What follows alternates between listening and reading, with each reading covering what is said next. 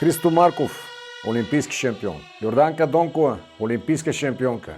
Александър Александров, Георги Иванов, космонавти. Серафим Тодоров, олимпийски шампион. Янко Русев, олимпийски шампион. Стефка Костадинова, световна рекордьорка, шампионка, олимпийска, световна. Така България имахме. Може ли да имаме тая България пак?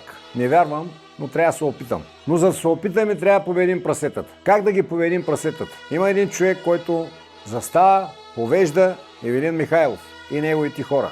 Но ракета без гориво не лети. За да победим прасетата, аз предлагам всеки от нас, който се чувства българин, където и да е, България, чужбина, да купи по една книга от исторически парк. 2 книги, 3 книги, да подари. Книги, които са, когато България е велика, за българската история на България, за да научим децата си и ние да препрочетем и да се сетим, че не винаги сме били такива нещастини. Книгите на исторически парк са за нашите деца. Който се чувства българин, не да е партиен член, а българин, да купи книга от исторически парк.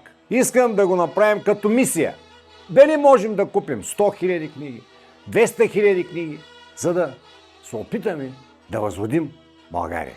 Разпространяйте.